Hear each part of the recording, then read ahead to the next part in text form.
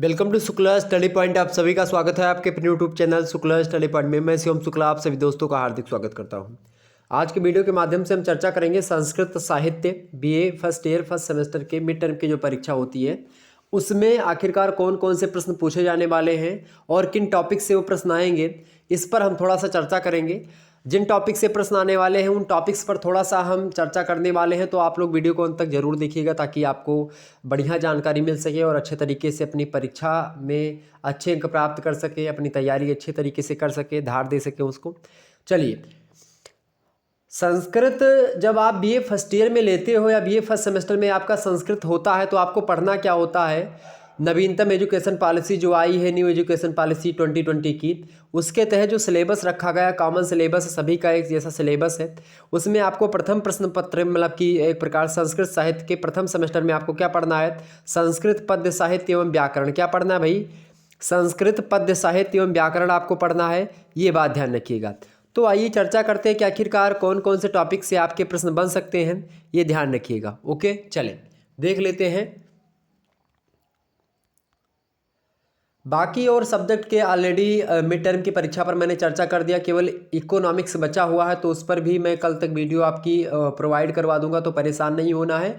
फिर उसके बाद में 2023 का जो मॉडल पेपर होगा उसको हम देंगे, यानी 2023 के मॉडल पेपर पर भी चर्चा करेंगे, जो सेमेस्टर टाइप के एग्जाम्स होंगे लास्ट वाले उनके लिए, और ये वीडियो भी सेमेस्टर परीक्षाओं के लिए महत्वपूर्ण होगा। ठीक है, तो आइए हम थोड़ा सा जान लेते हैं। तो सबसे पहला आपका टॉपिक कौन सा होगा? राष्ट्र गौरव के स्वरूप और उसका मतलब स्वरूप का उल्लेख कीजिए।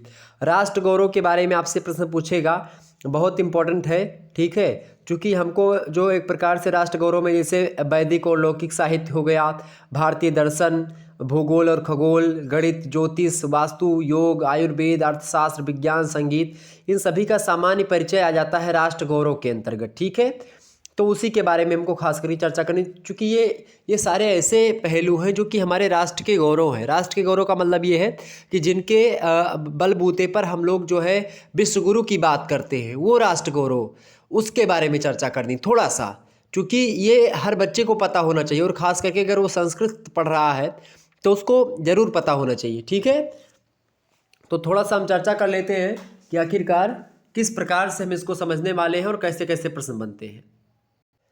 तो जानते हैं कि राष्ट्र गौरव आपसे पूछेगा कि राष्ट्र गौरव के स्वरूप का उल्लेख कीजिए, या आपसे पूछ सकता है कि संस्कृत साहित्य में राष्ट्रीय भावना या राष्ट्र गौरव का विवेचन कीजिए।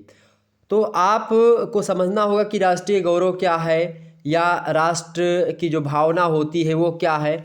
आप सभी को पता होगा कि वैदिक युग से ही यह कल्पना बहुमूल्य है कि भारतीय आर्य यानी जो सप्त सिंधु प्रदेश है उसके निवासी हम लोग कहे जाते हैं। कहीं बाहर से आकर यहाँ बसने वाले जीव नहीं हैं, लगातार हम लोग यहीं पर रहते हैं, अपनी मातृभूमि की सेवा करते रहे हैं। तो इस प्रकार से जो यहाँ की संस्कृतियाँ रही हैं, जो यहाँ की कहीं ना कहीं पे जो चीज़ें रही हैं, चाहे वैदिक साहित्य की मैं बात करूँ चाहे लौकिक साहित्य की, अब खास करके मैं बात करूँ राष्ट्र गौरव की, तो राष्ट्र गौरव में आप सभी को पता होगा सभ्यता और संस्कृति सबसे पहली चीज़। राष्ट्र गौरव में सबसे पहली चीज़ हमारी सभ्यता और हमारी संस्कृति। ठीक है, तो जिसके आधार पर हम एक प्रकार से अपने राष्ट्र गौरव को बता सकते हैं कि हमारी सभ्यता ऐसी, हमारी संस्कृति ऐसी है। तो आप देखेंगे सभी प्राचीन सभ्यताओं का जो अवसान हुआ है वो कहीं ना कहीं पे आप देखिएगा, अगर उसको हम भुला दें एक मिनट के लिए, तो सबसे प्राचीन मान्यताओं को एक प्रकार से देखा जाए तो अपनी जो भारतीय प्राचीन सभ्यता रही है, भारत की प्राचीन सभ्यता संस्कृति जो रही है, ये हजारों वर्ष बीत जाने के बाद भी आज हमारे यहाँ पर विद्यमान है।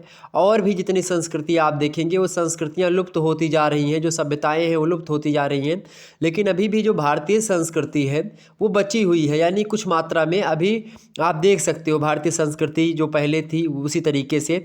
कई सारे हजार वर्ष बीत गए लेकिन अभी भी है। ठीक है, भारत में देखिएगा अभी भी अधिसंख्य लोगों का आप देखेंगे धर्म जो है वो वैदिक धर्म ही है। जो वैदिक धर्म था यानी सनातन धर्म, उसी धर्म पर लोग अडिग हुए हैं इतने दिनों से। आप देखेंगे इस देश में पुरोहित जो हैं आज भी उन्हीं वेद मंत्रों या द्वारा यज्ञ कुंड में आहुति देकर देवताओं और प्राकृतिक शक्तियों को संतुष्ट करते हैं। आप देखते होंगे कि आज भी वही मंत्र पढ़े जाते हैं जो पहले वैदिक समाज में पढ़े जाते थे वैदिक काल में। जैसे वेदों में आप देखते हैं वैदिक मंत्र ही है स्वस्ति वाचन जो आजकल होता है, किसी पूजा के प्रारंभ से पहले स्वस्ति वाचन लोग करते हैं कि स्वस्ति न इंद्रौ विधस्रवाः स्वस्ति नः पूषा विश्ववेदाः स्वस्ति नस्तार्क्ष्यो अरिष्टनेमिः स्वस्ति नो बृहस्पतिर्दधातुः पृग्धस्वा मरुतः पृषन्मातरः शुभं यावबानो मिथ्येषु जग्मयाः अग्निर्जिह्वामनवा सूर्यचक्षसो विश्वे नो देवा अवसागमनीहं भद्रं कर्णेभिः शृणुयाम देवाः भद्रं पश्यमाशभिर्यन्त्रजन्द्रा स्थिरैरङ्गैस्तुष्टवः गुङ्गसस्तनूभिर्वर्षेमहि देवहितं यद्दायुः सत्तमिन्नु शरदोऽवन्ति देवाः यत्र नश्चरका जर्सन्तनूनाम पुत्रासो यत्र पितरो भवन्ति मानो मध्यारीरेखतायुगर्गन्तौ आदितिरधौरदितिरन्तिरक्षामि मादितिर्मातः स पितः स पुत्रः विश्वे देवाः आदित्यपञ्चजनः आदित्यजातमादित्यजानित्वयं ब्रह्मदीर्घायु त्वाय वलाय वर्चसे सुप्रजापतेस्तवाय यथो जीव शरद शतम। आप पढ़ते शांति पाठ पढ़ते हैं। धव शांतिरेक्षः गुंग शांति पृथ्वीर शांतिरापः शांतिरोषधयः शांतिर्वनस्पतयः शांति सर्वज्ञं शांति सर्वगुंग शांति शांति ब्रह्म शांतिरेव शांति शामः शांतिरेधि यतो यतः समीहसे तत्तो नो अभयं कुरु शान्नाः कुरु प्रजभ्यौ अभयन्नाः पशुभ्यः विश्वानि शाबिते दुरितानि यत्र पराशो यद्भद्रम तन्नाशो। ये सब आप पढ़ते हैं। तो ये सब कहीं ना कहीं पे जो भारतीय संस्कृति जो पहले विद्यमान थी, जो वैदिक काल में लोग जो पुरोहित लोग यज्ञ में मंत्रों से उच्चारण करते थे, जो हव्य का एक प्रकार से साकल्य डलवाते थे हवन कुंड में, उसी मंत्रों के साथ आज भी ब्राह्मण पंडित लोग पूजा करवाते हैं और एक प्रकार से प्राकृतिक शक्तियों को हम संतुष्ट करते हैं। इन चीज़ों का निर्माण आज के लगभग आप देखते हैं इनका निर्माण जो है जो हजारों वर्ष पूर्व पहले भारतीय ऋषियों ने किया था। उपनिषदों और गीता के ज्ञान की जो धारा है वो प्रवाहित की गई थी। आज भी वह धारा कहीं न कहीं पे निर्बाध गति से प्रवाहित हो रही है और वर्तमान समय में देखें तो हिंदू धर्म वैदिक धर्म का ही विकसित रूप है। और यह बात सत्य है कि बुद्ध और महावीर स्वामी जैसे महात्माओं ने वैदिक धर्म को स्वीकार नहीं किया, परंतु अहिंसा और प्राणी मात्र के प्रति मैत्री भाव के जो उपदेश दिए थे वे आज तक इस देश में जीवित और जागृत हैं। धार्मिक विचारों, पूजा पाठ की विधि, इस संदेश में अवश्य कई परिवर्तन हुए हैं, परंतु उनके कारण प्राचीन जो वैदिक धर्म है उसका अंत नहीं हुआ है। वो एक प्रकार से और अच्छे तरीके से हमारे समक्ष आने का प्रयास हुआ है। आज भी संपूर्ण भारत इसी धार्मिक भावधारा का अनुसरण कर रहा है और विदेशों के लोग भी भारतीय धर्म का अनुसरण कर रहे हैं, सनातन को अपना रहे हैं। भारत के राष्ट्र गौरव का यह पहला स्वरूप है भारत की संस्कृति और भारत की सभ्यता। भारत की जो कल्चर है, भारत का जो सिविलाइजेशन है, ये बहुत महत्वपूर्ण फैक्टर है राष्ट्र गौरव के मामले में। दूसरा महत्वपूर्ण फैक्टर है धार्मिक जीवन। भारत में आप देखते हैं एक ही सनातन धर्म की अविच्छिन्न धारा प्रवाहित होती रही। ऐसा नहीं है कि इस देश में कई जो है ऐसा धर्माचार्य पैदा नहीं हुए या जिसने धर्म को एक नई दिशा देने का प्रयत्न नहीं किया हो। बहुत सारे लोग हैं, ऐसे महावीर स्वामी आए, गौतम बुद्ध आए, तमाम लोगों ने वेदों की प्रामाणिकता को स्वीकार नहीं किया और ना तो वैदिक देवी देवताओं को मानते थे ये लोग, ना तो ब्राह्मणों की श्रेष्ठता को स्वीकार करते थे। और लेकिन फिर भी आप देखेंगे ये लोग कहीं ना कहीं पे उसी धर्म को या जो एक प्रकार से प्राचीन जो सनातनीय ग्रंथ थे उन्हीं के विचारों से प्रेरित होकर के, चूँकि पहले महावीर स्वामी की बात करें, चाहे आप बुद्ध धर्म गौतम बुद्ध की बात करें, पहले हिंदू ही थे, सनातन ही थे, तो उसका ज्ञान इनको था। उसी ज्ञान का कहीं ना कहीं पे इन्होंने प्रस्फुरण हुआ और इन्हीं में जो बौद्ध धर्म, जैन धर्म, या तमाम प्रकार के या जो भी धर्म आ रहे हैं, धीरे धीरे नए धर्म का विकास हो रहा है। उन सभी में ज्ञान की एक प्रकार से जो आधारशिला है वो वेद ही है कुल मिलाकर के, ठीक। और भी तमाम सारे लोग इसी प्रकार से आप देखते हैं, बृहस्पति हो गए, चारवाक हो गए, ये सब दार्शनिक जो हुए हैं ये ईश्वर की सत्ता को अस्वीकार कर देते थे। लेकिन फिर भी आप देखेंगे मतलब वैदिक संहिताओं को ढोंग समझते थे ये लोग। लेकिन और बौद्ध और जैन धर्म के दार्शनिक सिद्धांत प्राचीन सनातन वैदिक धर्म की धारा को बदलने में असमर्थ रहे ये लोग। यानी कि बहुत ज़्यादा एक प्रकार से ऐसा नहीं कि सनातन धर्म को रोक टोक के लिए काम नहीं किए गए। बहुत सारे लोग सनातन की धारा को रोकने के लिए आए, लेकिन सनातन की वह प्रगाढ़ धारा जैसी बही थी वैसी आज भी बह रही है और निरंतर बहती रहेगी भगवान की दया से। तो इसी प्रकार से चलती रही। और आप देखेंगे कि भारतीय विचारक सर्वदा यह कहते रहे हैं कि सबको अपने में और अपने में सबको देखना चाहिए, सर्वत्र एकत्व का अनुभव करो, ऐसा भारतीय धर्म ग्रंथों में भारतीय विचारक लोग कहते हैं, सनातनी लोग कहते हैं। और इसका परिणाम यह हुआ कि समन्वय और सामंजस्य की इस भावना से बौद्धों और जैनियों को भारत की सनातन धार्मिक धारा का अंग बना लिया गया और उनमें हिंदू धर्म में कोई मतभेद नहीं रहा, जिसके कारण से उनमें भेद और विरोध रह जाए। यानी जो बौद्ध धर्म का उदय हुआ या जो जैन धर्म है, ये सब हिंदू धर्म के ही एक पार्ट है, एक इकाई है छोटी छोटी। जैसे आप देखते सनातन धर्म के ही शैव धर्म हो गया, मतलब शैव एक प्रकार से शाखा निकली, शाक्त शाखा निकली, वैष्णव शाखा निकली। उसी प्रकार से बौद्ध और जैन शाखा ये भी अपनी ही शाखा है। सिख धर्म की ये भी हिंदू धर्म ही है। तो इस प्रकार से आप देखेंगे कि ये सब सनातन ही एक प्रकार सनातन के ही एक अंग है। इन सभी को अपने में समाहित करने का एक प्रकार से जो काम है ये बहुत ज़बरदस्त है। अहिंसा और सभी प्राणियों के प्रति मैत्री भावना की जो शिक्षा बुद्ध ने दी थी उसे हिंदू धर्म ने आत्मसात कर लिया। और बौद्धों के विज्ञानवाद और शून्यवाद के प्रभाव से शंकराचार्य ने ब्रह्म के स्वरूप का नए ढंग से प्रतिपादन भी किया। अद्वैतवाद का जो सिद्धांत वेदांत दर्शन में निरूपित किया गया था वह बौद्ध दर्शन से भिन्न नहीं था। और हिंदू धर्म की समन्वय प्रवृत्ति इसकी सबसे बड़ी विशेषता है, जो राष्ट्र गौरव के स्वरूप को समझने में एक महत्वपूर्ण कड़ी रही है। और आज जिसको हम एक प्रकार से हम विदेशों में ये कहते हैं कि हाँ हिंदू धर्म ज़बरदस्त धर्म है, सनातन धर्म से बड़ा कोई धर्म नहीं, सबसे अच्छा धर्म है, सबसे बेस्ट धर्म है, ठीक है। और कोई भी धर्म बुरा नहीं होता, कोई भी धर्म बेकार नहीं, सभी धर्म अच्छे हैं। बस उसको थोड़ा सा संचालन करने के लिए अच्छे लोगों की आवश्यकता है। अच्छे लोग जब आपके धर्म को आगे बढ़ाएंगे तो ज़्यादा अच्छे तरीके से बढ़ेगा, ठीक है। तीसरा जो राष्ट्र गौरव का जो महत्वपूर्ण चीज़ है वो है विभिन्न जातियों का सम्मिलन। भारत में आप देखेंगे समय समय पर प्राचीन काल से ही विभिन्न जातियां आती रही हैं और सभ्यता और संस्कृति में मिलती रही हैं। आर्यों के पूर्व इस देश में जो लोग निवास करते थे उनकी भी एक सभ्यता थी, उनका भी एक धर्म था, उनका भी सामाजिक संगठन था। यवन आए, उसके बाद शक आए, हूण आए, कुषाण आए, तमाम प्रकार की जातियाँ अपने धार्मिक विश्वासों के साथ देश में आईं। लेकिन क्या हुआ कि विभिन्न जातियों ने भारत में आकर के यहाँ की संस्कृति व धर्म को समृद्ध बनाने में सहयोग किया, कुछ अपना दिया, कुछ हमसे लिया और अपनी संस्कृति धार्मिक विचारधारा को इस देश की सांस्कृतिक विचारधारा से मिला करके एकाकार कर लिया। और मध्यकाल में आप देखेंगे ऐसी तमाम सारी घटनाएं आपको दिखेंगी जो एक प्रकार से भारतीय धर्म संस्कृति की सहिष्णुता की भावना ये सब एक प्रकार से बड़ी ज़बरदस्त थी। और सहिष्णुता और समन्वय की यही प्रवृत्ति जो है गौरव की बात है, और इसीलिए राष्ट्र गौरव के मामले में हम खरे उतरते हैं। इसके अलावा चौथा पॉइंट आप लिख सकते हो जनपद और राज्यों की सत्ता। प्राचीन काल से आप देखते हैं भारत छोटे छोटे जनपदों में और राज्यों में बटा हुआ था और शासन संस्थाओं की बात की है तो उनमें भिन्नता थी। सामाजिक संगठन और आर्थिक जीवन में भी भिन्नता थी। जनपद महाजनपदों के रूप में, महाजनपद साम्राज्यों के रूप में परिवर्तित होते रहे और भारत में एक छत्र राज का अभाव था, फिर भी भारत एक था। और इसमें आप देखते हैं भारत में राष्ट्रीय एकता का बोध होता है और संपूर्ण भारत में अनेकता में एकता है। डाइवर्सिटी इन यूनिटी के लिए भारत की एक प्रकार से ज़बरदस्त संस्कृति रही, इसके कारण से फेमस है भारत और राष्ट्र गौरव इसका ज़बरदस्त है। ओके, ये बात ध्यान रखेंगे।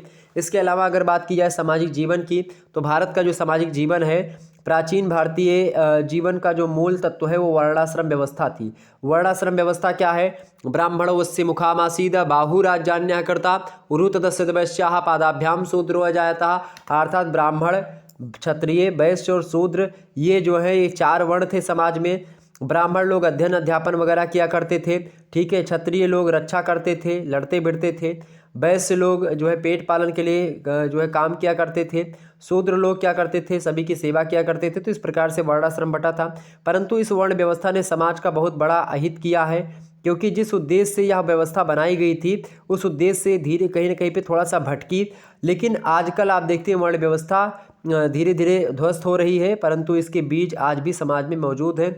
आज भी इसी वर्ण व्यवस्था के हिसाब से ही जातियों का निर्धारण हुआ है, जाति एक प्रकार से फूटी है, ये बात ध्यान रखेंगे। ओके, तो कुल मिलाकर के आप देखेंगे कि इस प्रकार से वर्ण व्यवस्था जो शुरुआत में जो बनी थी, वर्ण व्यवस्था जो चली थी, वह वर्ण व्यवस्था बड़ी ज़बरदस्त तरीके से चल रही थी। बहुत अच्छा समाज का संतुलन था, एक वर्ण दूसरे वर्ण पर आधारित था, एक दूसरे का अभिनंग लोग समझते थे।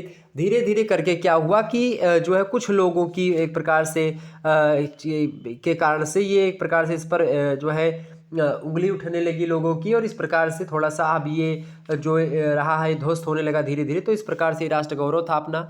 इसके अलावा और भी चीज़ें हैं, तो ये राष्ट्र गौरव का स्वरूप है। अगला है रामायण और महाभारत।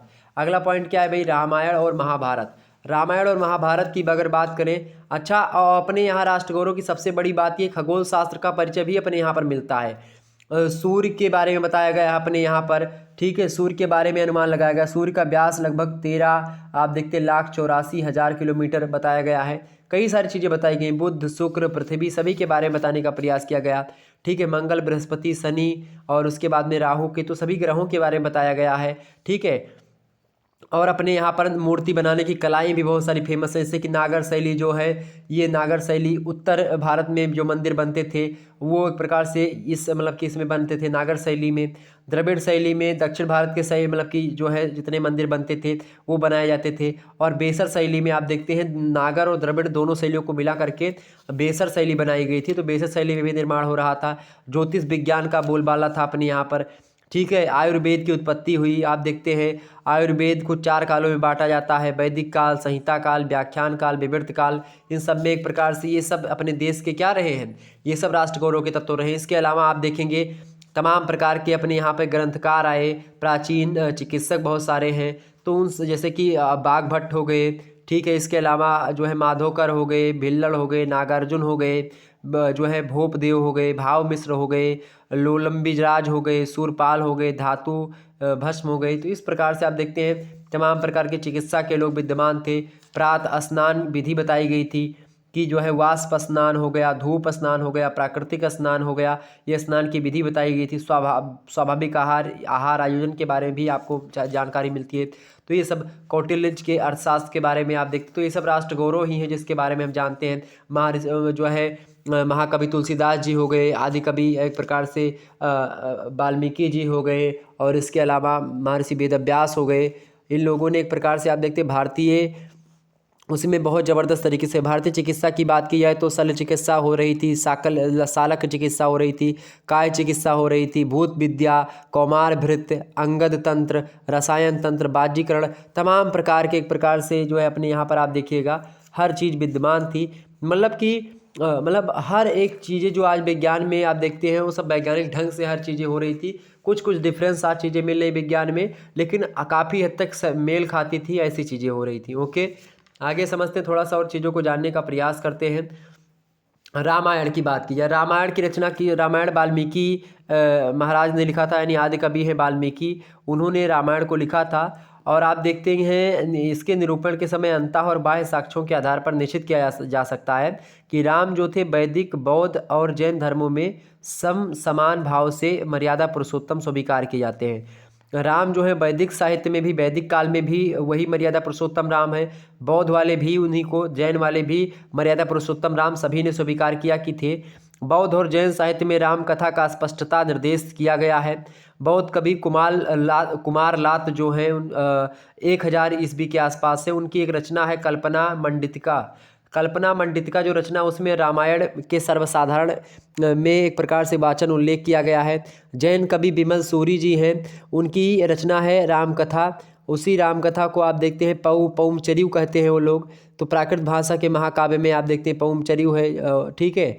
तो एक प्रकार इसके अलावा विमल सूरी ने इस काव्य की रचना महावीर स्वामी की मृत्यु के से लगभग 530 वर्ष पहले ही कर दी थी, यानी कि लगभग 72 ईस्वी में लगभग करी थी, ठीक है।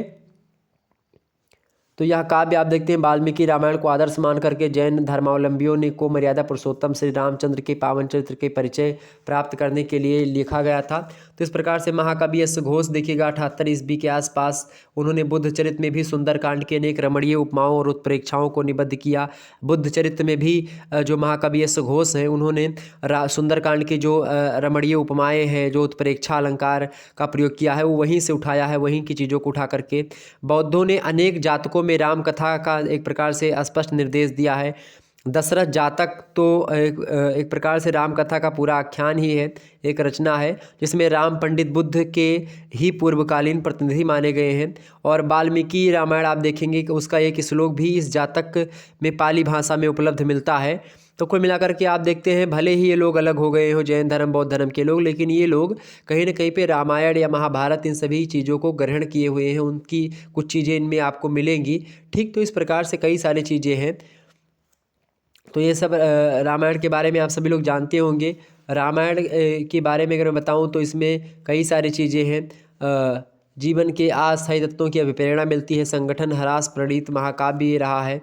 और रामायण की अगर खास करके बात की जाए तो रामायण जो है एक ऐसा महाकाव्य है जो कि जिसके रचयिता आदिकवि वाल्मीकि है। और वाल्मीकि के अलावा आप देखते हैं कि जो है गोस्वामी तुलसीदास बाबा की रामचरितमानस वो भी बहुत ज़बरदस्त तरीके से भगवान श्री रामचंद्र जी को एक प्रकार से समक्ष प्रस्तुत करती है और अच्छे तरीके से भगवान राम के बारे में बताने का प्रयास करती है।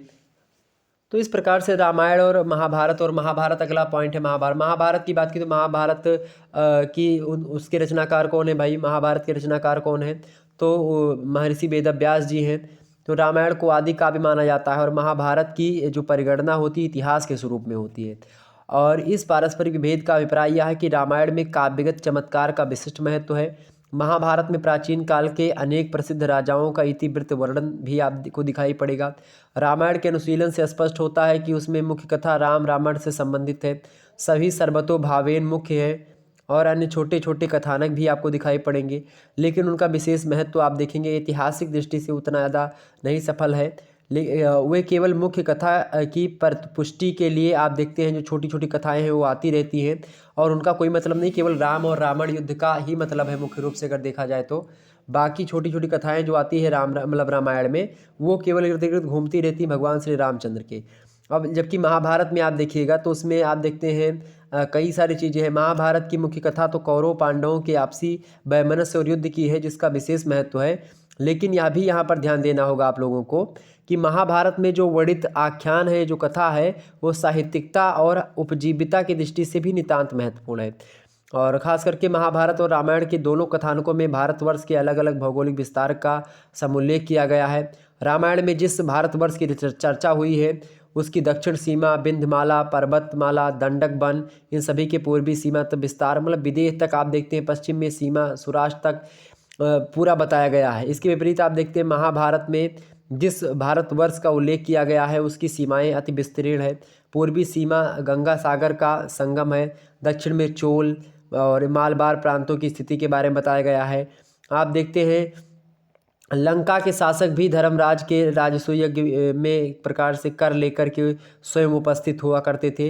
और कुरु और हिमालय मतलब आप देखते हैं जहाँ सूर्य मतलब एक प्रकार से दुर्योधन का एक प्रकार से वो चक्रवर्ती सम्राट की श्रेणी में आते थे वो लोग, यानी वो लोग कर दिया करते, छोटे छोटे राजा लोग कर दिया करते थे इन लोगों को। और दोनों ग्रंथों में चाहे मतलब कि महाभारत की बात की या रामायण की बात की जाए तो रामायण के भव्य काव्य का प्रणयन महर्षि वाल्मीकि की अमर लेखनी से हुआ है। कविता में समरसता है, शब्द और अर्थ का मंजुल सामंजस्य है इसमें, जिससे स्पष्ट होता है कि इसकी रचना का श्रेय किसी एक व्यक्ति को है। परंतु महाभारत के विषय में ऐसा नहीं कहा जा सकता है। अनेक शताब्दियों की प्रज्ञा को सत्य प्रयास का सुपरिणाम है। धीरे धीरे जय संहिता के कलेवर में अवर्धन हुआ, धीरे धीरे बढ़ता गया और महाभारत के रूप में हमारे समक्ष जो प्रस्तुत हुआ जय संहिता, चूँकि उसका पुराना नाम महाभारत का जय संहिता है। रामायण के प्रेता की चर्चा कहीं नहीं है, प्रत्युत लव और कुश के गायन से हम परिचित हैं, परंतु रामायण के विषय में ऐसा नहीं कहा जा सकता कि वह लिपिबद्ध किया गया ग्रंथ रत्न है, जिसके लिपिबद्ध करने का श्रेय भगवान गणेश को प्राप्त है। व्यास जी वक्ता थे और गणेश जी उसको लिख रहे थे। इस प्रकार से रामायण की रचना हुई। तो ये सारे रामायण के बारे में, रामायण भगवान श्री मर्यादा पुरुषोत्तम प्रभु श्री रामचंद्र जी के बारे में, उनके इर्द गिर्द घूमती हुई पूरी कहानी है। और महाभारत आप सभी को पता होगा कौरव और पांडवों के बीच में युद्ध के बारे में लेकर के फेमस है, लेकिन बीच बीच में और भी कथानक आते हैं और उन कथानकों का अपना भी अलग महत्व है। 5 पांडव इधर से रहते हैं और उधर से दुर्योधन के लगभग 100 भाई, तो एक प्रकार से बहुत बल होता है दोनों में और युद्ध होता है। तो इस प्रकार से आप देखते हैं कि महाभारत के पात्र में आप देखते हैं जुआ खेलना, खेल में हार जाना, राज्य का ना मिलना, उसके लिए युद्ध करना, ये सब घटनाएं आपको दिखाई पड़ेंगी।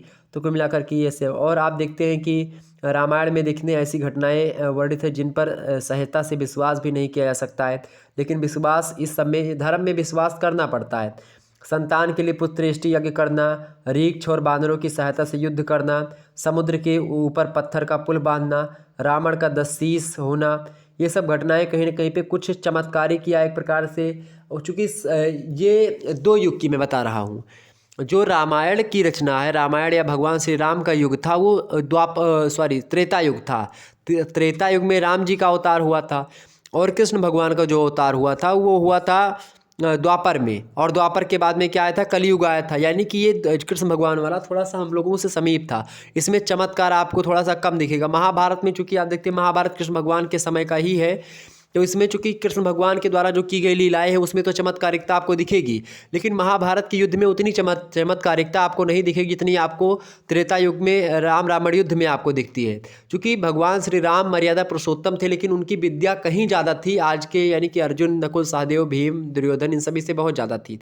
चूँकि आपको पता होगा कि भगवान श्री राम एक प्रकार से, अर्जुन ने एक बार हनुमान जी से कहा, मतलब कि एक बंदर था, अर्जुन का घमंड हो गया था बहुत ज़्यादा। तो एक बंदर आया और ये कहीं पर जा रहे थे अर्जुन की, एक समय की बात है। तो हनुमान जी ने सोचा परीक्षा ले चले अर्जुन की, तो अर्जुन के पास गए और वहीं पर बैठे लगे। तो कहे कि आप जो है अर्जुन हो? तो अर्जुन ने कहा कि हाँ मैं ही अर्जुन हूँ। कहें कि आप तो सुने बहुत बड़े धर्मधारी हो। तो अर्जुन ने कहा कि हाँ बहुत बड़े धर्मधारी है ही, उसमें कोई दो राय है। कि दिखाने का प्रयास, मतलब कि कहें कि अर्जुन ने कहा कि क्या आपको बताना भी पड़ेगा, मतलब दिखाना भी पड़ेगा, प्रैक्टिकल देना पड़ेगा? हनुमान जी ने कहा अरे प्रभु आप गुस्ताखी माफ़, मैं ऐसा कैसे कह सकते हो। वृद्ध ब्राह्मण का रूप धारण करके मतलब गए थे हनुमान जी वृद्ध बंदर का। उन्होंने कहा कि जो है मैं तो एक ही धनुधारी को जानता हूँ, भगवान श्री राम को। तब अर्जुन ने कहा कि अगर राम जी इतने धनुधारी थे, इतने अच्छे धनुर्विद्या जानते थे, तो उन्होंने बंदर भालू की सहायता से समुद्र पर पुल क्यों बांधा पत्थर का? उनको एक बाण मारना चाहिए था और जो है बाणों का पुल बन जाता। तो हनुमान जी ने कहा कि भाई उनके सेना में बड़े बड़े बंदर थे, भालू थे, वो लोग उछल उछल करके चलते और उस पर तो तीर उर टूट जाती, इसीलिए पत्थरों का पुल बनाया गया। तो उन्होंने कहा, अर्जुन ने कहा अच्छा कहें, तो उन्होंने कहा कि रुको मैं बनाता हूँ। तो कहा कैसे? कहें कि तो इन्होंने हनुमान जी थोड़ा सा उकसाया कि हाँ तुम जो है अरे टूट जाएगा क्यों, कहीं नहीं देखते हैं। तो हनुमान जी ने फिर क्या किया, अपना रूप एक प्रकार से वैसे ही रखा और उन्होंने पुल बनाया। जो है एक बाण ऊपर मारा और ऊपर से आया, तीर बिछ गया, पूरा समुद्र एक प्रकार से उस पर पुल बन गया समुद्र पर। हनुमान जी आए, एक चरण रखा, खड़ खड़ खड़ सारी सब तीर जो उनकी थी सब टूट गई। अब अर्जुन को एक प्रकार से देखे तो कहते नहीं कि जब काटो तो खून ना आई, अब उनके अर्जुन का वही हाल हो गई।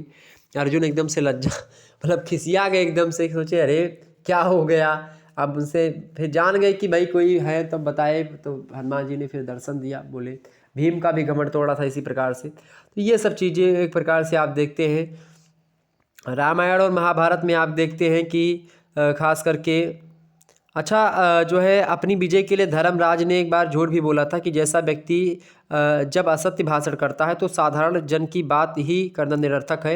यानी आप देखते हैं कि आजकल के जो लोग झूठ बोलते हैं, कहते हैं कि झूठ मिथ्या है। भाई देखिए, अगर आपके झूठ से आपका घर बस जाता है और आप सुखी हो जाते हो कि एक झूठ से, लेकिन फला किसी दूसरे को दुख ना पहुँचे, वैसा झूठ चलाऊँ है, मतलब उस सब झूठ बोल सकते हो आप। ठीक, अश्वत्थामा उन्होंने क्या कहा था, मतलब युधिष्ठिर ने क्या कहा था कि अश्वत्थामा हतो नरो व कुंजरो हुआ, यानी कि ये नर है या कुंजर है ये मुझे नहीं पता, लेकिन अश्वत्थामा मारा गया। ठीक है, तभी तो द्रोणाचार्य ने एक प्रकार से अपना अस्त्र शस्त्र रख दिया था। नहीं, द्रोणाचार्य को मारने वाला कोई पैदा नहीं हुआ था, और वैसे ही भीष्म पितामह मरने वाले नहीं थे, इच्छा मृत्यु थी। तो इस प्रकार से था रामायण और महाभारत के बारे में। अगला आपके से पूछा जाएगा क्या है भाई अगला आपका है किरातार्जुनियम। किरातार्जुनियम आप सभी को पता होगा। किरातार्जुनियम क्या है भाई? किरातार्जुनियम जो है वो खास करके आप सभी को पता होगा। किरातार्जुनियम आपके सिलेबस में है। ठीक, किसका ग्रंथ है किरातार्जुनियम बताइएगा, कौन बताएगा? किरातार्जुनियम जो है किसका मतलब किसका काव्य है, बताएं,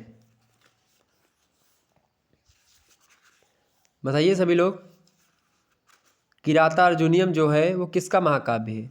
बिल्कुल, तो ये महाकवि भारवी जो थे, इन्होंने लिखा था लगभग जो है 600 ईस्वी के लगभग। उनकी एकमात्र कृति है किरातार्जुनियम। 18 सर्गों का एक महाकाव्य है किरातार्जुनियम, और इसकी गणना बृहत्त्रयी के अंतर्गत की जाती है। बृहत्त्रयी मतलब समझ रहे हैं ना, 3 बड़े बड़े एक प्रकार से ग्रंथ है। बृहत्त्रयी में आते हैं। ठीक, ये बात ध्यान रखिएगा। और इस ग्रंथ में का शुभारंभ जो होता है श्री शब्द से होता है किरातार्जुनीयम का, और प्रत्येक सर्ग के अंत में लक्ष्मी शब्द आपको मिलेगा। और कथानक का आधार महाभारत का जो वन पर्व है उसी से लिया गया है। इसमें अस्त्र शस्त्र के तपस्या के लिए आप देखते हैं अर्जुन और किरात भेषधारी भूत भावन शिव भगवान का युद्ध भी दिखाई देता है। आप देखते हैं अर्जुन एक बार जो है वहाँ पर गए थे, मतलब दिव्यास्त्रों की प्राप्ति के लिए युद्ध से पहले ये एक प्रकार से जंगल में गए थे तपस्या करने अर्जुन। और अर्जुन जो है तपस्या करते करते एक प्रकार से बहुत तपस्या करी, भगवान शंकर की तपस्या कर रहे थे ये। तो भगवान शंकर प्रसन्न होते हैं। तो भगवान शंकर जब प्रसन्न होते हैं तो भगवान शंकर जो है वैसे दर्शन नहीं दिए इनको।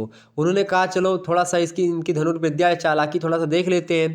तो वो एक सुअर का रूप धारण करके भगवान शंकर जो है आए, सुअर कह रहे हैं, एक सुअर मतलब माया रूपी एक सुअर था, उसको बना करके भगवान ने भेजा और वो सुअर मतलब अर्जुन की तरफ जो है आ रहा था। तो तब तक अर्जुन आहट से अर्जुन एक प्रकार से थोड़ा सा जगते हैं, तपस्या से उनकी आँख खुल जाती है, ऐसी भगवान की माया। अर्जुन तुरंत अपना गांडी और जो है उठाते हैं बाण और तुरंत चढ़ा करके तीर संधान देते हैं, मतलब मारते हैं उस सुअर के ऊपर। तो उसके बाद में तब तक भगवान शंकर जो है एक बहेलिया का रूप धारण करते हैं, तुरंत शिकारी बन करके और अपना बाण चला देते हैं।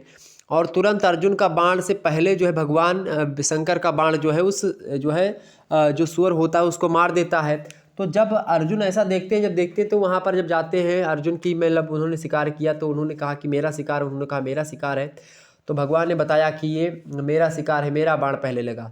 तो फिर अर्जुन ने थोड़ा सा घमंड था, कहते नहीं कि साहिबे वक्त हो गुरूर ना हो, मैं पिया जाए सुरूर ना हो।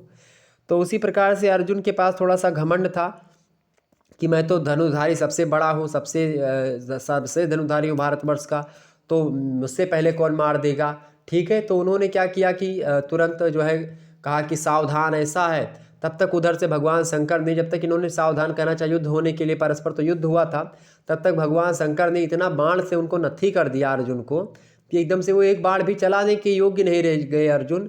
उनका एक प्रकार से जो है ऐसा ऐसा जगह बाण मार दिया कि एकदम से उसी में नाथ गए, मतलब बंदी बन गए।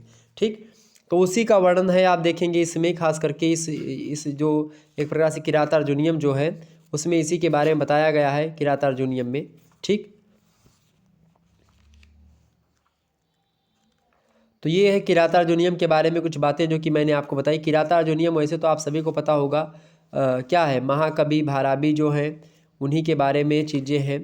लेकिन फिर भी आप देखते हैं इसमें इस युद्ध की प्रधानता के कारण ही इसका नाम किरात अर्जुनियम रखा गया, क्योंकि किरात बेसधारी रूपी भगवान थे, किरात के रूप में आए थे। ठीक है, बहेलिये के रूप में। और अर्जुनियम जो लास्ट में जुड़ा है वो अर्जुन जो थे तो इन्हीं के युद्ध पर पड़ा, इसीलिए इसका शीर्षक यही रखा गया। और इस महाकाव्य के नायक जो हैं अंगिरस आदि के एक प्रकार से आप देखते हैं, अंगिरस आदि के विषय में आचार्य बल्लीनाथ का कथन भी रहा है। उसमें उन्होंने कहा कि कई सारे श्लोक प्रचलित है, श्लोक बोलूँगा तो शायद उतना समझ में आपके ना आए। ठीक, तो इस प्रकार से ये महाकवि भारबी जो हैं उनकी रचना थी, जो कि जिसके बारे में मैंने चर्चा करी। ठीक, किरातार्जुनीयम के एक प्रकार से खास करके प्रथम सर्ग की बात की जाए तो उसका पहला श्लोक है कि श्रिया कुरुणामाधिपस्य पालनीं प्रज्जासु व्रतिं यं युक्तं वेदित्वं सा वर्णलिंगी विदितः समापयो युधिष्ठिरं द्वैत बने बने चरा। मतलब कि आप देखते हैं इसका प्रसंग में आप क्या लिखेंगे कि प्रस्तुत श्लोक में महाकवि भारबी जी ने यह बताया है कि द्वैत क्रीड़ा में कौरवों से पराजित पांडवों को 12 वर्ष का वनवास तथा 1 वर्ष का अज्ञातवास मिला था, जिसे मतलब कि द्वैत वन में निवास करते हुए महाराज युधिष्ठिर ने राजा दुर्योधन की समस्त गतिविधियों की जानकारी के लिए एक वनेचर को भेजा और वह समस्त वृत्तांत ज्ञात करके राजा युधिष्ठिर के समीप आ गया। और इसी के बाद में व्याख्या होती कि श्रिया कुरु नामधिपस्य पालनीम, यानी कि कुरु देश के राजा दुर्योधन के राज्य लक्ष्मी के पालन करने वाले प्रजा के प्रति व्यवहार यानी वार्ता को जानने के लिए जिसे वनेचर नियुक्त किया गया था। प्रजासु वृत्तिम यम युक्तम वेदित्वम सा वर्णलिंगी विदिता समापयो युधिष्ठिरम द्वैत बने बने चरा। ब्रह्मचारी के रूप वेश धारण करने वाला वह वनेचर वृतांत जान करके द्वैत नामक वन में जा करके युधिष्ठिर के समीप आता है। ये पहला श्लोक है। इसके बाद में यहीं से कथा प्रारंभ होती है और इस प्रकार से चलती रहती है। किसी दिन हमें टाइम मिला तो इसकी मैं व्याख्या कर दूंगा, मतलब कि श्लोक व्याख्या, प्रसंग, संदर्भ, प्रसंग, व्याख्या सभी के बारे में आपको बताने का प्रयास करूँगा। ठीक है, तो आपको परेशान बिल्कुल भी नहीं होना है। जल्दी इसकी थोड़ा सा प्रसंग व्याख्या हम चर्चा कर लेंगे। ठीक है, किरातार्जुनीयम के बारे में। ओके, तो ये था किरातार्जुनीयम के बारे में कुछ बातें आप सभी को पता होनी चाहिए। किरातार्जुनीयम के बारे में महाकवि भारवी जी के एक प्रकार से द्वारा रचित है ये किरातार्जुनीयम। किरातार्जुनीयम जो है खास करके जो है सर्गबंधो महाकाव्य अर्थात महाकाव्य सर्गबद्ध रचना है ये, और इस दृष्टि से किरात महाकाव्य है क्योंकि इसकी संपूर्ण कथा 18 सर्गों में बटी हुई, इसलिए एक महाकाव्य है। इसका नायक कोई देवता या कोई धीरोदात्त गुण संपन्न कुलीन क्षत्रिय होता है। एक ही वंश में उत्पन्न अनेक राजा भी इसके नायक हो सकते हैं। किरात का नायक अर्जुन है, पांडव कुल का वीर क्षत्रिय है वो, और धीरोदात्त गुणों से समान्वित है। कवि ने नायक समेत अनेक पात्रों का चरित्र चित्रण सफलतापूर्वक इसमें किया है। ठीक, इस प्रकार से इस रचना में आप देखते हैं श्रृंगार रस हो गया, वीर रस है, शांत रस, इनमें से कोई एक रस हो सकता है जिसका प्रधान हो सकता है श्रृंगार, वीर और शांत। इन तीनों में से चूंकि तीनों का प्रयोग हुआ है तो ये नहीं कह सकते कि कौन प्रधान है। और अन्य रसों में अंगी रस का पोषण आप देखते हैं कहीं कहीं पर संपूर्ण कथानक में बिखरा हुआ मिलेगा आपको। किरात का रस जो है वो प्रधान रस उसका वीर है। श्रृंगार रस भी इसके सहायक, श्रृंगार रस भी थोड़ा थोड़ा सहायक होते हैं। किरात भेषधारी शिव और अर्जुन का युद्ध जब होता है तो वीर रस की सृष्टि होती है। तृतीय सर्ग में आप देखते हैं वेद अभ्यास के आगमन में शांत रस होता है। सप्तम सर्ग में अप्सराओं के जल विहार के समय वन विहार में श्रृंगार रस मिलता है। प्रथम और द्वितीय में आप देखते हैं द्रौपदी और भीम की युक्तियों में रौद्र रस की उत्पत्ति आप देखते हैं होती है। तो इस प्रकार से रस भी कई प्रकार के प्रयोग किए गए इसमें। और इस महाकाव्य में नाट्य संधियों का निर्वाह भी एक प्रकार से मिला है। और इसके अलावा इसका कथानक इतिहास प्रसिद्ध है, लोक प्रसिद्ध है, सज्जन संबंधिनी कोई भी घटना हो सकती है।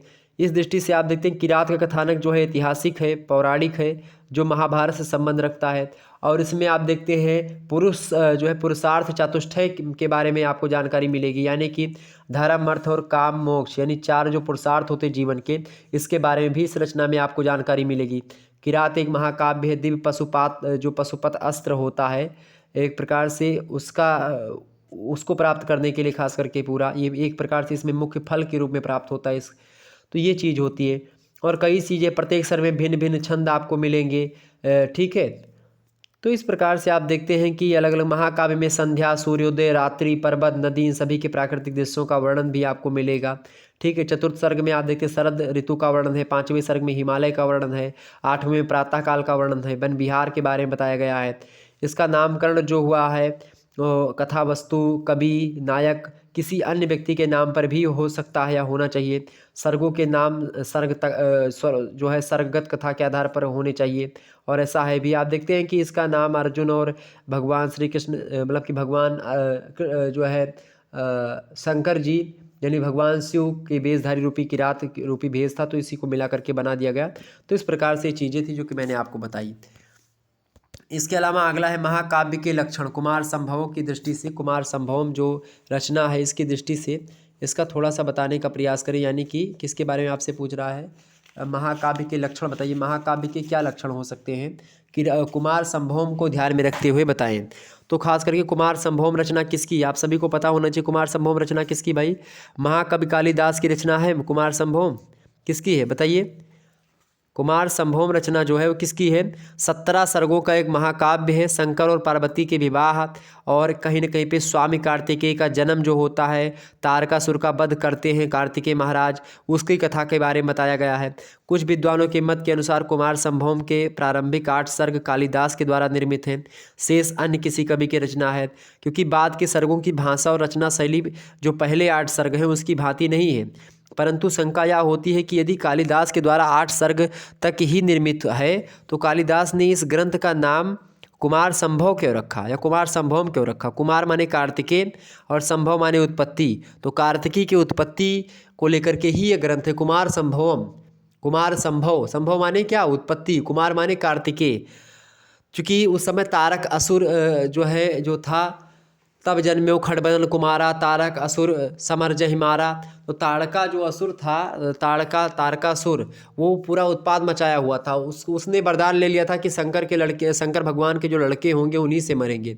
और शंकर भगवान के कोई लड़का था नहीं। शंकर भगवान चूंकि उस समय क्या थे, तपस्या में लीन हो चुके थे, तो उनकी तपस्या भाई अब कोई भंग ही नहीं कर सकता था। तो कामदेव को जगाया गया, मतलब कामदेव आए, कामदेव ने उनको जगाया, भगवान शंकर को काम के बाण से आहत किया भगवान शंकर को। और भगवान जब जगे तो काल जो है कामदेव को भस्म कर दिया। कामदेव भस्म हो गए। कामदेव का शरीर नहीं है कामदेव शरीर रूपी नहीं, कामदेव को भस्म कर दिया। बाद में बहुत ज़्यादा जब रति जो उनकी पत्नी है कामदेव की, रति बहुत सुंदर एक प्रकार से थी, तो रति नामक भाव जो उत्पन्न होता है वो काम और रति दोनों एक प्रकार से क्या है, पति पत्नी होते हैं। तो उन्होंने बहुत माफ़ी मांगी भगवान शंकर से, तो उन्होंने फिर जो है कहा जीव दे दिया, लेकिन शरीर नहीं मिला। चूँकि शंकर भगवान का जो शंकर भगवान, जैसे कि भगवान गणेश की जब सर को काट दिया था तो उसको भी अता पता नहीं रहता, यानी भगवान का जो त्रिशूल या भगवान शंकर की जो रौद्र रूप जब धारण करते तो वो उन्होंने मतलब भस्म कर देते हैं कि कुछ मतलब उसका अता पता फिर नहीं बचता है। ठीक, खुद भी चाहेंगे तो फिर मंगा नहीं पाएंगे। जैसे मान लेते हैं अभी गणेश भगवान का सर काटा था, फिर त्रिशूल से बोले कि जाओ जहाँ काट के सर फेंके हो वो सर लेकर के आओ, पुनः सर्जरी करनी है, जोड़ना है। तो त्रिशूल गया बहुत पूरे तीनों त्रिलोक में ढूंढा, लेकिन मतलब गणेश भगवान का सर ही नहीं मिला। तो कहा फिर हाथी का सर एक प्रकार से लेकर के आए, यानी ऐसे। और फिर हाथी फिर कहने लगी कि हमारा सर काहे लिए ले गए, हमारा क्या दोस्त था, तो फिर उसको दूसरा सर लगवाए। इस प्रकार से कई सारी चीज़ें हुई। तो ये है कुमार संभव। तो कुमार संभव जिस काव्य में वर्णित हो उसी काव्य का नाम कुमार संभव यानी कि सार्थक सिद्ध होता है। इस आधार पर आप देखते हैं 8 सर्ग तक कुमार की उत्पत्ति नहीं दिखाई गई है। और चूंकि जब कार्तिकेय एक प्रकार से यानी कुमार संभव इसका नाम है कार्तिकेय की उत्पत्ति, और प्रथम 8 सर्ग जो कि लोग कहते हैं कि ये जो है कालिदास की रचना है, बाकी कालिदास की रचना नहीं है, प्रश्न चिन्ह खड़ा करते हैं। उनको यह सोचना चाहिए कि कालिदास अपने इसका शीर्षक क्यों रखते फिर कुमार संभव, जब मतलब कि उनकी उत्पत्ति ही नहीं बताई गई प्रथम 8 सर्ग में। ठीक, कालिदास अपने ग्रंथ का निरर्थक नामकरण कदापि नहीं कर सकते। दूसरी बात यह है कि अंतिम 9 सर्गों के बिना कुमार संभव में महाकाव्य के सभी लक्षण नहीं घटते हैं। इससे स्पष्ट है कि काव्य संपूर्णता कालिदास के द्वारा ही निर्मित है। संस्कृत ग्रंथों के प्रसिद्ध टीकाकार मल्लिनाथ सूरी, उन्होंने 8 सर्गों तक ही कुमार संभव की टीका की है। इसीलिए भी कुछ तो कुमार संभव को 8 सर्ग तक ही कालिदास के द्वारा प्रणीत मानते हैं। संभवतः कालिदास ने कुमार संभव की रचना 2 भागों में की होगी। दूसरा भाग 9 सर्गों तक मल्लिनाथ के समय में अपर्याप्त रहा होगा, इसीलिए प्राप्त जो प्रारंभिक 8 सर्ग हैं उसी का मल्लिनाथ ने टीका लिखी, उसी को हिंदी में लिखा। और कुछ भी हो ये विवादास्पद विषय है और इस विशद व्याख्यान एवं अन्वेषण की आवश्यकता है। इस पर लोग शोध करने की आवश्यकता है संस्कृत साहित्य के छात्राओं को।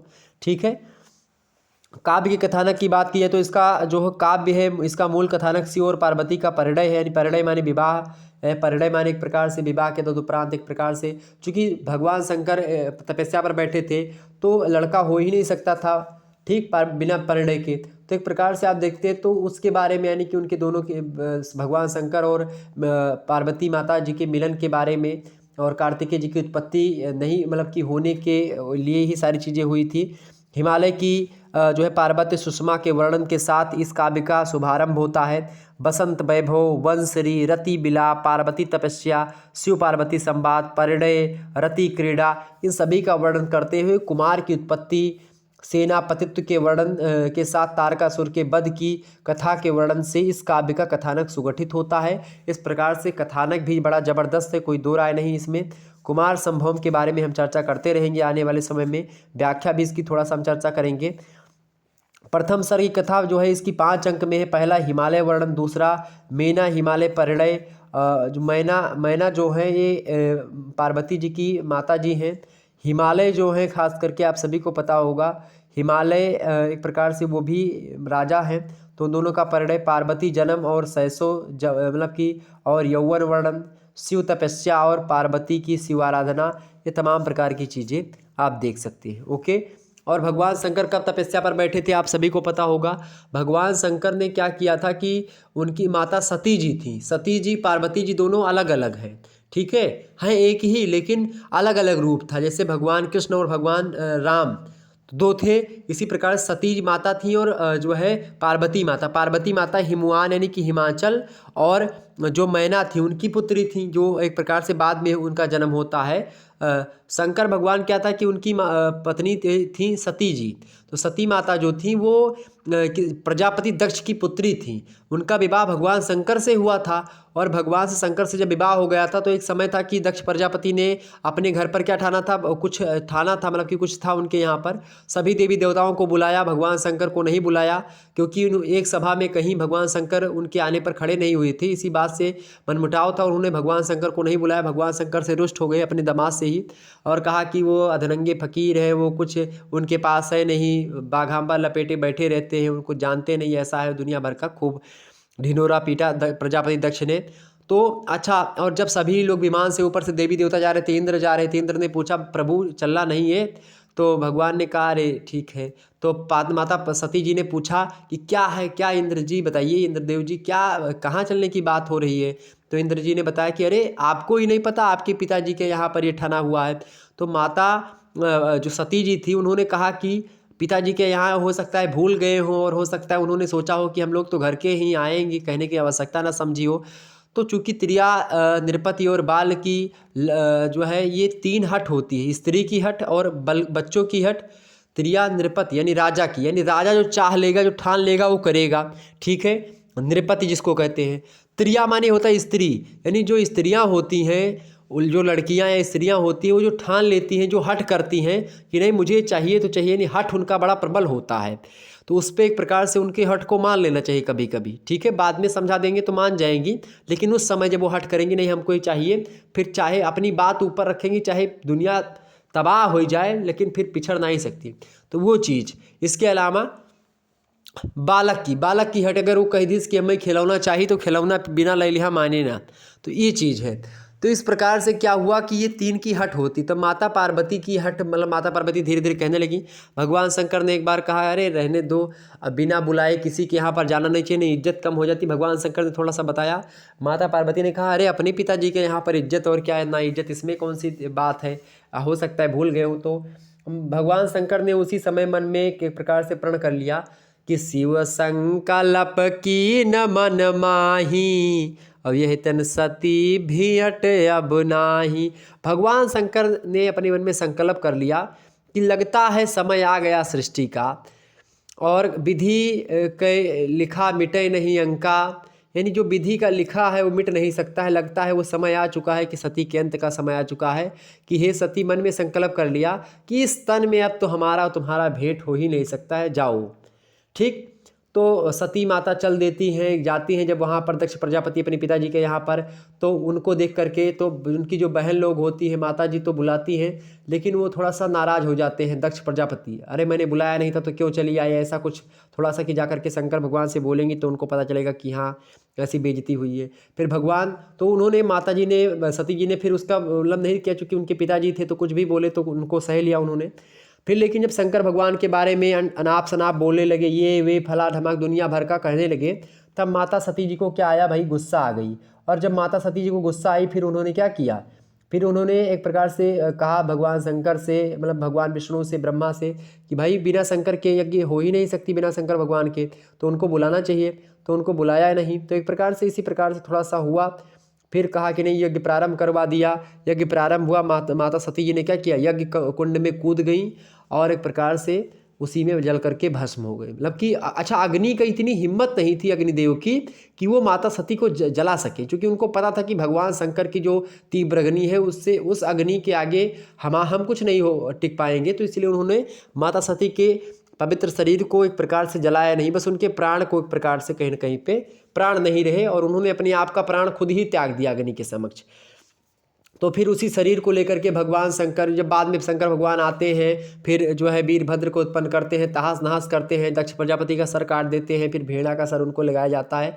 कई सारी जो है कथाएं होती, तो इस प्रकार से चीज़ें होती। फिर उसके बाद में भगवान शंकर, जब पता चलता है कि माता सती का एक प्रकार शरीर हो गया, तो गुस्सा आती भगवान शंकर को। फिर वो वही जो है, जो शरीर है माता सती की, उसको कांध पर रख करके और जो है प्रकार से वो बस केवल जा रहे हैं, उड़ रहे हैं।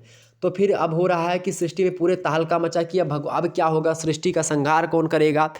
चूँकि तप बल शंभु करे संहार, तप के आधार, मतलब कि तप के ही कारण से भगवान शंकर संहार करते थे, ठीक। तो इस प्रकार से क्या हो रहा है कि सृष्टि अब थोड़ा सा दिक्कत हो जाएगी। तो भगवान विष्णु के पास लोग गए। भगवान विष्णु ने क्या किया कि अपने चक्र से उस जो है शरीर को 108 खंडों में बांटा। 108 खंडपीठ जो आजकल हैं वो सब उन्हीं के द्वारा, कहीं पर आँख गिरी नैना देवी, इसी प्रकार से पाटन गिरा तो मतलब पट गिरा पटन देवी, इसी प्रकार से तो अलग अलग जगहों पर अलग अलग स्थान पर जो है अंग गिरता गया, उसी प्रकार से वो नाम पड़ता गया। तो इस प्रकार उसके बाद में भगवान शंकर तपस्या करने के लिए बैठ जाते हैं। फिर उसके बाद से वो तारका नामक असुर आता है, फिर यही पूरी कहानी इसमें आपको मिलेगी जो है कुमार संभवम में। ठीक है, क्लियर हो गई बातें? क्लियर हो गई भाई? कुमार संभवम के बारे में जो बातें आपकी थी तो यही सारी चीज़ें थी। कुमार संभवम की अगर बात की जाए वैसे तो काव्य के मुख्य रूप से दो भेद होते हैं, एक होता श्रव्य काव्य, एक होता दृश्य काव्य। ठीक है, श्रव्य काव्य को पाठ्य काव्य भी कहा जाता है। श्रव्य जो होता है इसके तीन भेद होते हैं, एक तो गद्य काव्य होता है, एक पद्य काव्य, एक चंपू काव्य। ठीक है, पद्य काव्य के भी कई सारे भेद, जैसे कि प्रबंध काव्य हो गया, महाकाव्य हो गया, खंड काव्य हो गया, मुक्तक काव्य हो गया और गीत काव्य हो गया। ये सब जो है किसके काव्य हैं? सब श्रव्य काव्य के हैं, सॉरी ये सब दृश्य काव्य के हैं। ओके, तो इस प्रकार से सारी चीज़ें होती गई। तो पद्य काव्य के, तो यानी कि जो पद्य काव्य होता है, खास करके जो श्रव्य काव्य होता है, उसी श्रव्य काव्य में जो पद्य काव्य होता है उस पद्य काव्य के कई सारे काव्य होते हैं, मुक्तक काव्य, गीत काव्य, महाकाव्य, प्रबंध काव्य, ये सब। तो प्रबंध काव्य की दृष्टि से अगर देखें, महाकाव्यात्मक दृष्टि से, तो ये एक प्रकार से सही है कुमार संभव में, इसमें कोई दो राय नहीं, क्योंकि महाकाव्य सर्गबद्ध होना चाहिए, 7 सर्गों से अधिक होना चाहिए और प्रत्येक सर्ग में छंदों की भिन्नता होनी चाहिए। उस आधार पर कुमार संभवम ठीक ठाक है। 17 सर्ग आपको पता होगा। कुमार संभवम में कितने सर्ग हैं भाई? कुमार संभवम में कितने सर्ग हैं आपको मैंने बताया था, 8-7 कितने, हाँ 17 सर्ग हैं। ठीक है, इसके अलावा इस काव्य का नायक कोई देवता, कुलीन, वंशोद्भव, क्षत्रिय, धीरोदात्त युक्त होना चाहिए, जो इसमें है। ठीक है, इसके अलावा श्रृंगार, वीर, शांत रस में से कोई एक रस प्रधान होना चाहिए, अन्य रसों का समावेश अंग के रूप में होना चाहिए, तो इसमें बिल्कुल वही हुआ है। महाकाव्य में नाटक की सभी संधियों का समावेश होना चाहिए, वो भी है। महाकाव्य का कथानक प्रसिद्ध ऐतिहासिक अथवा पौराणिक होना चाहिए, अथवा किसी उदार धर्मात्मा पराक्रमी व्यक्ति का साहसपूर्ण चित्र होना चाहिए, महाकाव्य, बिल्कुल वो भी है। महाकाव्य का उद्देश्य चतुर्वर्ग यानी धर्म, अर्थ, काम, मोक्ष की प्राप्ति प्राप्त होनी चाहिए, ये भी है। महाकाव्य की प्रकृति वर्णन अनिवार्य रूप से होना चाहिए, जैसे प्रकृति वर्णन में 60 ऋतु वर्णन हुआ, नदी सरोवर वर्णन हुआ, सागर का वर्णन, चंद्रोदय, सूर्यास्त, चंद्रोदय, चंद्रास्त, सभी का वर्णन, सूर्योदय, इन सभी का, पर्वत, वन, इन सभी का समावेश होना चाहिए, बिल्कुल है।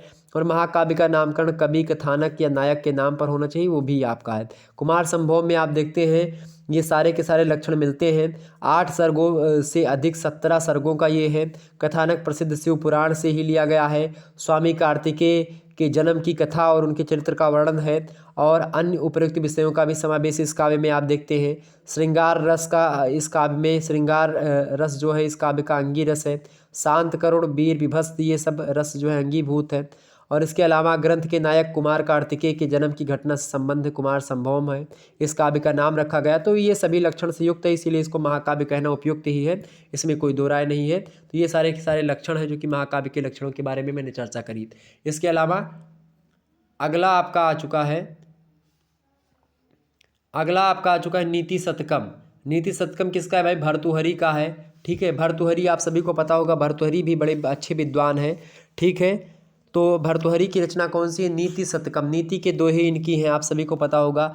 बहुत सारी नीति की बातें करते हैं भर्तृहरि। ठीक है, पहला श्लोक है, उसके बारे में चर्चा करेंगे हम। ठीक है, पहले श्लोक में बताते हैं कि सभी दिशाओं और काल से जिसे सीमित नहीं किया जा सकता, ऐसे अनंत चेतन मात्र स्वरूप वाले, अपने अनुभव मात्र से जाने जा सकने वाले, शांत और तेज स्वरूप ब्रह्म को मैं नमस्कार करता हूँ। नीति शतकम का पहला श्लोक यही है कि दिक् काल वद्यवाछिन्ननात् अनंत चिन्ह मात्र मूर्तये स्वभावभूत्येक मानयः नमः शांताय तेजसे। ठीक, इसमें भर्तृहरि जी ने मंगलाचरण के माध्यम से संसार के समस्त वस्तुओं के साथ साथ शांत और तेज के समान ब्रह्मा जी को नमस्कार किया है। ठीक, ये ध्यान रखिए, महाकवि भारवी ने लिखा है इसको। तो इस प्रकार से इसकी व्याख्या भी हमको पढ़नी, व्याख्या भी हम देख लेंगे। ठीक, तो आपको परेशान होने की बिल्कुल भी आवश्यकता नहीं है, बिल्कुल भी चिंता आप मत करिएगा। भर्तृहरि जी की बात की तो भर्तृहरि के जन्म स्थान और उनके जीवन के बारे में प्रामाणिक रूप से कुछ भी ज्ञात नहीं है। प्राप्त एक श्लोक में आप देखते हैं है उसमें कि सबर स्वामी की छत्राणी पत्नी थी, उन्हीं से इनका उत्पन्न हुआ था। और इस श्लोक की प्रामाणिकता निश्चित भी नहीं है। इत्सिंग एक चीनी यात्री है, वो कहता है कि 7 बार गृहस्थ बने ये भर्तृहरि जो थे। इत्सिंग वाचस्पति मैक्स मूलर इन्हें बौद्ध भिक्षु भी मानते हैं भर्तृहरि को। तो इस प्रकार से कोई क्लियर नहीं कि क्या सत्य है क्या असत्य है। भर्तृहरि की बात की तो कई सारी रचनाएं हैं इनकी, लगभग 7 रचनाएं मानी जाती हैं प्रमाणिक। पहली है वाक्यपदीय, ये 3 खंड में है। वाक्यपदीय टीका, ये 1 से 2 कांड है इसका। सुभाषित एक प्रकार से त्रिशती, श्रृंगार शतक, नीति शतक और बैरा शतक, ये सुभाषित त्रिशती है। और इसके अलावा महाभाष्य दीपिका है, महाभाष्य टीका है ये महाभाष्य की। इसके अलावा मीमांसा माप्य है, वेदांत सूत्र वृत्ति लिखा, शब्द धातु समीक्षा लिखा। इसमें सबसे सुप्रसिद्ध मौलिक रचनाएं इनकी 2 ही हैं। एक तो है पहला वाक्यपदीय, वाक्यपदीय इनकी रचना 3 जो कांडों में है वो भी फेमस है। और एक सुभाषित त्रिशती, सुभाषित त्रिशती में श्रृंगार शतक, नीति शतक और बैराग शतक, जिनमें से नीति शतक आपके पाठ्यक्रम में संकलित है। ओके, ये बात ध्यान रखिएगा। नीति शतक के बारे में चर्चा करनी है आपको। नीति शतक के बारे में आप देखते हैं कई सारी चीज़ नीतियों के बारे में विस्तार से बताया गया है। और सत्पुरुषों के बारे में नीति शतक में आप देखते हैं। और वैसे तो 7वीं शताब्दी के पूर्वार्ध का माना जाता है भर्तृहरि को। और नीति शतक में खास करके आप देखेंगे कि कई सारी नीतियों के बारे में खास करके बताया गया है नीति शतक में, कि कौन कौन सी नीतियाँ, कैसे व्यक्ति को रहना चाहिए, क्या क्या चीज़ें होनी चाहिए, क्या उद्यम करना चाहिए, क्या चीज़ें शतक में एक प्रकार से कई सारी चीज़ें हैं। तो इस पर और ख़ास करके भर्तृहरि ने 3 शतक लिखे हैं, आप सभी को पता होगा, ठीक है, वैराग्य शतक, नीति शतक और श्रृंगार शतक। तो इस प्रकार से आप देखते हैं साहित्यिक दृष्टि से भी अगर नीति शतक को देखा जाए तो हमें इसमें मार्मिक प्रभावी भावों की अभिव्यक्ति दिखाई देती है। सरल से सरल भाषा के छोटे छोटे छंदों का बहुत कुछ कहना भर्तृहरि की प्रतिभा का सौंदर्य है। भर्तृहरि ने अलंकारों का भी सुंदर स्वाभाविक प्रयोग किया है और अलंकारों से भावों की सुंदर अभिव्यक्ति करी है। कई गंभीर विषय भी इनके अलंकारों के स्वाभाविक प्रयोग में एक प्रकार से स्पष्ट हो जाते हैं। काव्य रचना शक्ति को भर्तृहरि राज्य के एक प्रकार से अधिकार शक्ति से ऊंचा मानते हैं। ये कहते हैं भर्तृहरि की सुकविता यद्यति राज्येन किम, यानी नीति शतक श्लोक नंबर 18, उसमें कहते हैं कि नीति शतक के प्रतिपाद्य विषय है। आप देखते प्रतिपाद्य माने उद्देश्य, नीति शतक का उद्देश्य सेवा, महापुरुष, भाग्य, मूर्ख, विद्वान, सज्जन, दुर्जन, शील या सदाचार, राजनीति, अवतार चर्चा, सत्संग, धैर्य, धन, परोपकार, देव, इन सभी पर एक देखते हैं। सभी विषयों पर कवि ने अपनी पूर्ण क्षमता और कुशलता से प्रकाश डाला है, जिसे नीति शतकम या नीति शतक प्रत्येक दृष्टि से उच्च कोटि का काव्य प्रबंध है। भाव, भाषा, शैली, प्रभाव, कला और जीवन का दर्शन नीति शतक में सर्वोत्तम रूप से अभिव्यक्त हुआ है।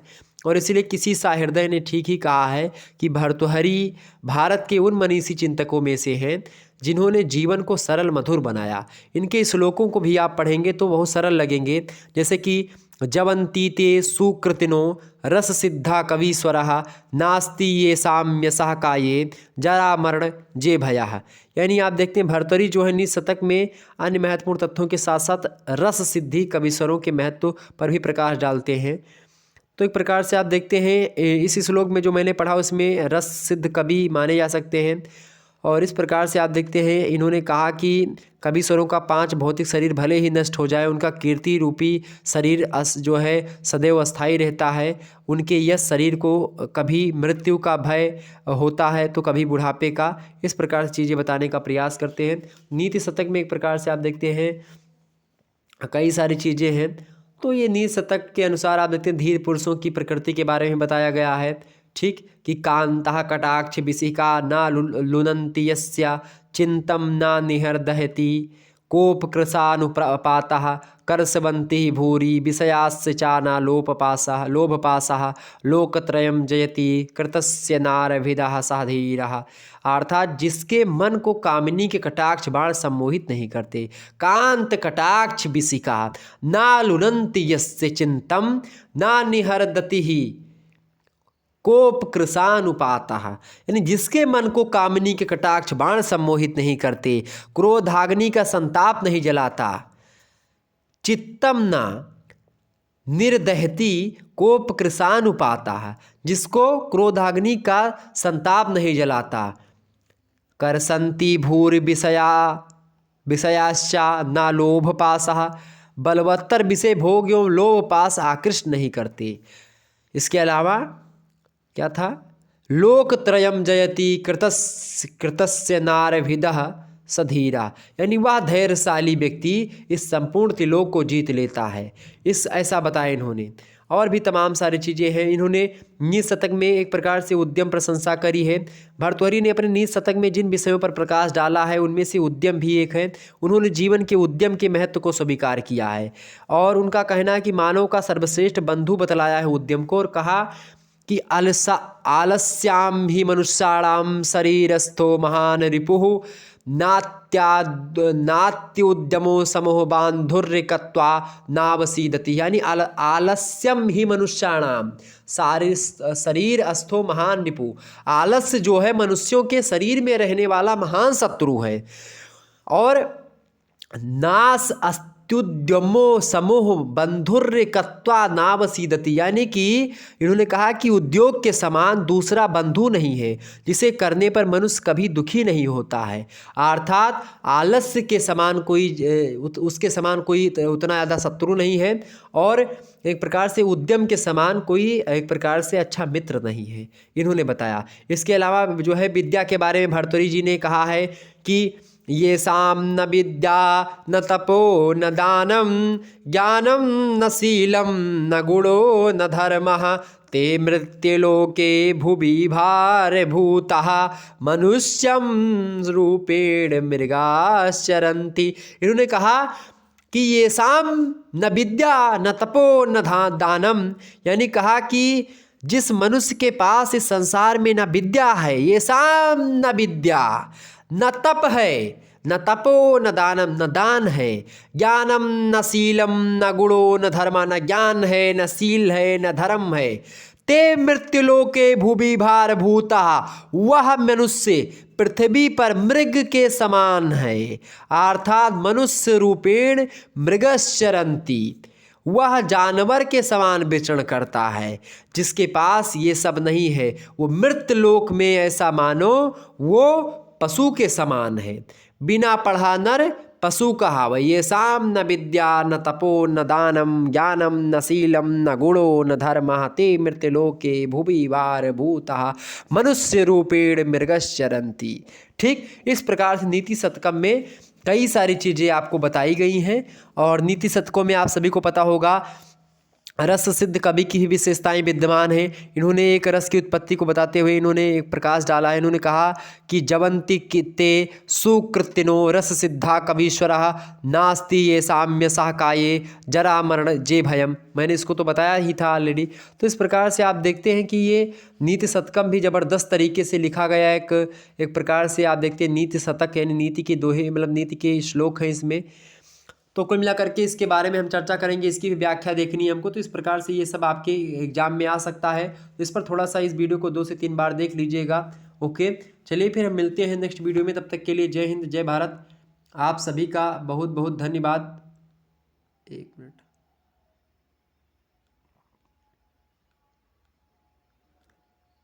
आप सभी का बहुत बहुत धन्यवाद हमारे से जुड़ने के लिए। इसी प्रकार से अपना प्यार हमेशा बनाए रखिएगा और सभी लोगों को गुड नाइट। ओके धन्यवाद बहुत बहुत हमारे साथ जुड़ने के लिए। और सभी दोस्तों के पास वीडियो को शेयर भी कर दीजिएगा। ओके चलिए good night, I love you, बहुत बहुत धन्यवाद। जय हिंद जय भारत।